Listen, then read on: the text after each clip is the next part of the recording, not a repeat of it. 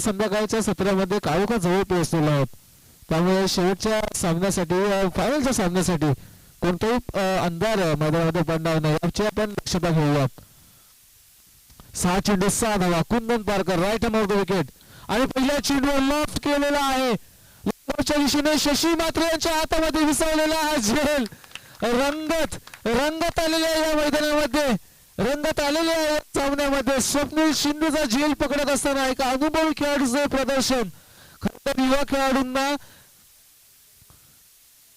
जाण राखावी लागेल कारण अगदी वयाच्या 40 मध्ये असताना सुद्धा चांगलं जजमेंट आपल्याला पाहायला मिळालं शशी मात्रे यांच्या माध्यमातून. फलंदाज स्वप्नील शिंदे बाद. एक डॉट बॉल. एक नवीन फलंदाज बॅटिंग क्रीजवर आलेले आहेत. 5 चेंडू आणि 6 धावसंख्येची आवश्यकता. 5 चेंडू आणि 6 धावसंख्येची आवश्यकता.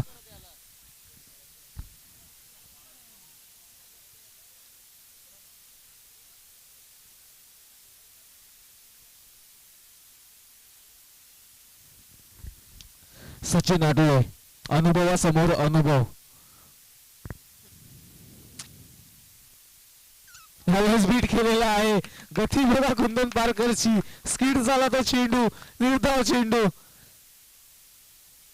लागोपाशी 2 चेंडू निर्धाव आणि एका चेंडू मागे स्वप्नील शिंदेची विकेट. समीकरण असेल 4 चेंडू आणि 6 धावा. काय सामना चाललेला आहे.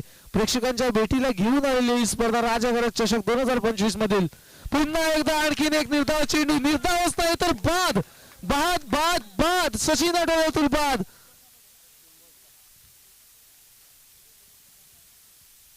नवी मुंबई क्रिकेट समोर आदर्श उभा करणारी ही स्पर्धा आणि घणसोली क्रिकेट मधील सर्व खेळाडूंसमोर आदर्श उभा करणारा हा खेळ आपण मैदानामध्ये पाहतात. 30 धावसंख्या फक्त समोर होती. 18 धावसंख्या पहिल्या षटकामध्ये आल्या होत्या परंतु त्यानंतर कमबॅक केलं. फक्त 6 धावसंख्येचे षटक हाताळलं राजू यांनी आणि त्यानंतरच्या येणाऱ्या या 3 चेंडूंमागे अवघी कोणतीही धावसंख्या न खर्च करता 2 विकेट्स मिळवल्या. 3 चेंडू आणि 6 धावसंख्येची आवश्यकता. काय होत आहे मैदानामध्ये. आयोजन करते स्वतः गजानन संघ. राजा घरात 11 संघ आपल्याला पाहायला मिळत आहेत आणि या स्वतःच्या आयोजनामध्ये आता प्रेक्षकांच्या अंगावर रोमांच उभा केलेला आहे या टीमने. 3 चेंडू 6 धावसंख्येची आवश्यकता.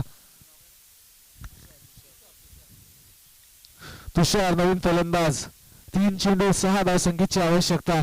दडपणामध्ये खेळ. अलॉंग द ग्राउंड चेंडू ड्राईव्ह केलेला आहे. लॉंगॉनच्या दिशेने एक धाव काढून पूर्ण. दुसऱ्या धावेचा प्रयत्न नाही होणार. नितेश मात्र स्ट्राईक ठेवतील स्वतःकडे.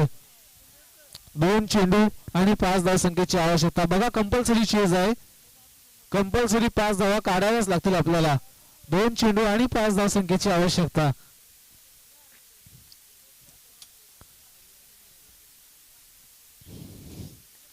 दोन चेंडू 5 धावा.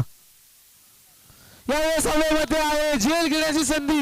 राजू मात्रे हा झेल नाही पकडला तर जवळजवळ सामना पकडलेला आहे कारण नितेश मात्रे एकमेव फलंदाज होते की हा सामना गजानन संघापासून दूर नेऊ शकत होते परंतु या सामन्याला आता मात्र कलाटणी दिलेले आहे. राजू मात्रे यांनी पकडलेले आहे झेलाने. बाद झाले फलंदाज. आता फार खडतर आव्हान आहे. फार कठीण आव्हान आहे आणि जसा झेल मिळाला तसा मात्र गजानन संघाचा उत्साह वाढला गेला. जसा झेल मिळाला तसा मात्र गजानन संघाच्या पॅव्हिलियनमधून टाळ्यांचा कडकडाट आपल्याला ऐकायला आला. मैदानाच्या 3ही बाजूंना मात्र नाव गुंजत आहे कुंदन पारकरचं. फलंदाजीमध्ये उल्लेखनीय कामगिरी. गोलंदाजीमध्ये आता दर्शनीय कामगिरी. काय खेळाडू आहे. काय खेळ आहे. काय संघ आहे. उत्तम सर्वोत्तम संघांमध्ये गणला जाणारा हा संघ आपण पाहतात गजानन संघ. आता एका चेंडूवर आवश्यकता असेल 5 धावसंख्येची.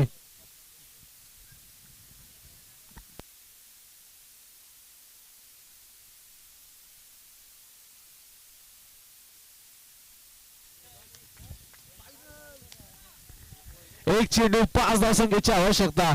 ईशान मात्रे जर या चेंडूवर षटकार लगावला तर हेमंत स्मृती संघ उल्लेख करेल ईशान मात्रेचा या चेंडूवर. एक चेंडू 5 धावा. फटका फटका फटका. फसला फसला फसला. जल्लोष झाला. जल्लोष झाला या मैदानामध्ये. कुंदन पारकर 6 धावा डिफेंड केल्या जातात. एकदा जोरदार टाळ्या झाल्या पाहिजे त्या खेळाडूसाठी. 6 धावसंख्या डिफेंड केल्या. प्रेशर होतं आणि प्रेशर कसं झेलावं हे दाखवलं या खेळाडूने.